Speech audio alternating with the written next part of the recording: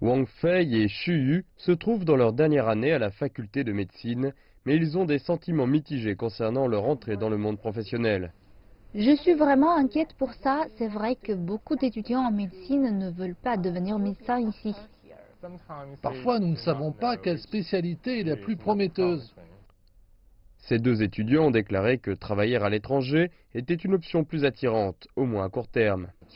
Choisir la bonne direction ou mon futur domaine de recherche est très difficile pour moi. Selon l'Organisation mondiale de la santé, pour chaque praticien en Chine, on compte près de 1000 patients potentiels, un ratio qui est très loin des 50 meilleurs pays au monde. Pourtant, certains nouveaux diplômés estiment qu'il est très difficile de trouver des postes dans les hôpitaux chinois, à la fois publics et privés. Le président Xi a donc, dans le cadre de son initiative La Chine en bonne santé, une nouvelle fois promis de changer la culture du pays au niveau de son système de santé.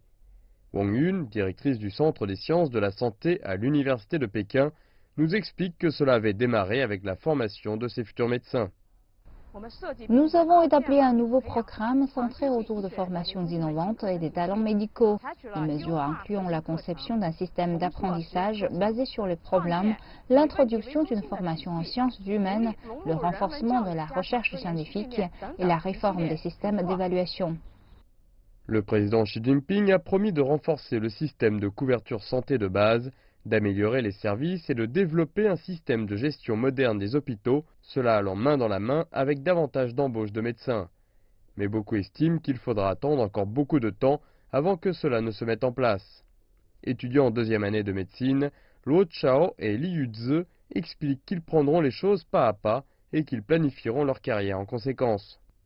Je pense qu'on n'a pas besoin de s'inquiéter de l'embauche si on est assez intéressé et assez bon dans un domaine. De plus, je suis sûr que je pourrai apprendre très vite au Centre des sciences de la santé, qui est une bonne plateforme. J'espère pouvoir rester dans les grandes villes après mon diplôme, car je dois encore beaucoup apprendre et m'améliorer. Une fois que je serai devenue une meilleure spécialiste, j'irai peut-être dans des zones éloignées pour aider davantage de gens.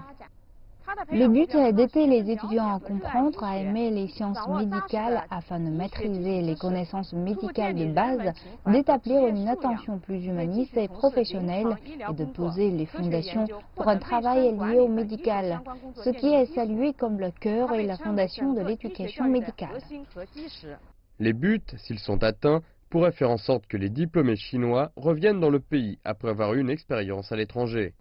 Je souhaite toujours vivre à Pékin, j'aime cette ville et mon pays. Et avec le changement du système de santé en Chine, ces futurs médecins et les millions d'autres qui viendront espèrent que les choses iront dans la bonne direction.